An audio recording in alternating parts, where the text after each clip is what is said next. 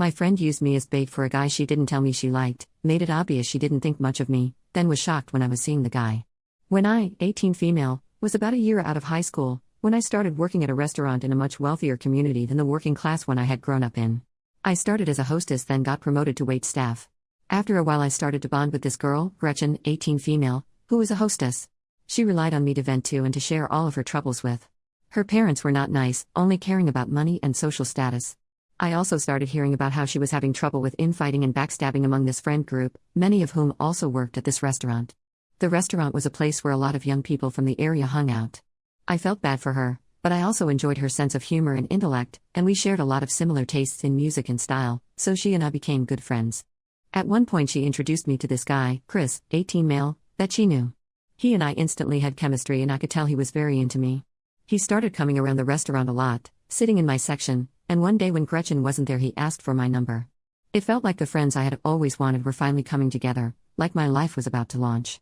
All of these people lived in their parents' giant opulent mansions in this very upscale town, driving luxury cars their parents gave them, while I would slink back to my broken-down Honda that I'd park in a hidden spot and drive to my family's tiny house in the working-class town, with its broken-down pickup trucks on cement blocks in people's yards, feeling like an alien in both worlds.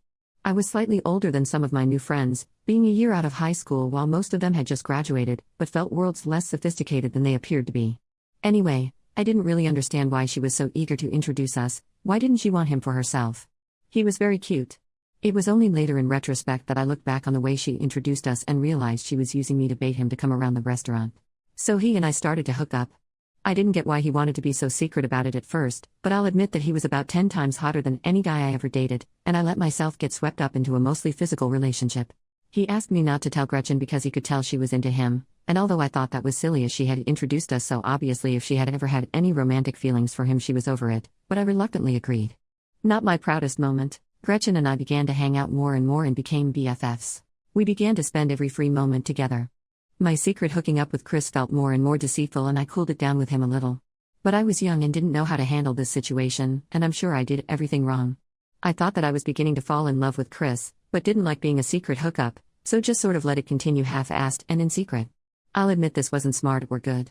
After a while I got a job in another restaurant, as there was too much drama at that restaurant, and I could make more money at this new place and wanted to go to college. But I continued to hang out with the people I met through the first restaurant. Gretchen and I went Christmas shopping together one day at the mall, and took a break to eat lunch. That's when I accidentally got a glimpse of her Christmas present shopping list as she checked it off. She had high dollar values listed next to the names of all of these high status, wealthy, good looking, and cool people that I suddenly realized she was desperately trying to become good friends with. $100 here, $200 there, and then there was my name, supposedly her best friend, with $5 listed next to it. It instantly made my heart sink. I don't care about expensive gifts, but it made me realize how little she valued me, with an actual dollar sign to prove it. Nobody owes me anything, but I had already spent over $50 for her Christmas gift and I felt like a schmuck, realizing that we weren't actually best friends and she saw me as someone to spend time with until better people came along. Among the names of her high-value people that she was desperate to become friends with, that she was willing to spend all of her parents' money to try to win over, was Chris, the guy that she introduced me to that I was now seeing. She had $200 next to his name. I began to feel sick to my stomach.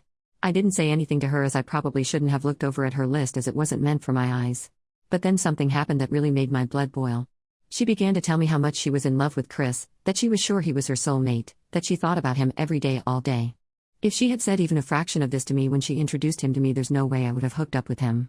I suddenly felt all kinds of emotions swirling around at once. Why had she withheld this information from me? And why was she telling me this now? I began to realize she had been using me to keep him around. Then she started going on and on about how she spent all night on the phone with him the night before, which I knew was a lie because he was with me. I sat there seething and beginning to hate her and finally interrupted her to say, "None of that is true. He wasn't on the phone with you last night." She got this look on her face that I will never forget, instant knowing and aware that I not only caught her in her fantasyland delusional lie, but also knowing why I knew what he did the night before. She just sat there looking into my face and me looking back at her. I relished the look of hate and betrayal that had come over her face. I gave it right back to her. You could tell that she never expected little, stupid, trashy me to betray her in this way. I was just supposed to be her lapdog, always there for her but with no needs or wants of my own. Friendship over. She told everyone from the restaurant about what an evil backstabbing bitch and a man-stealing W-word I was, and all of my friends from that job stopped contacting me. But you know what? Screw her and screw them.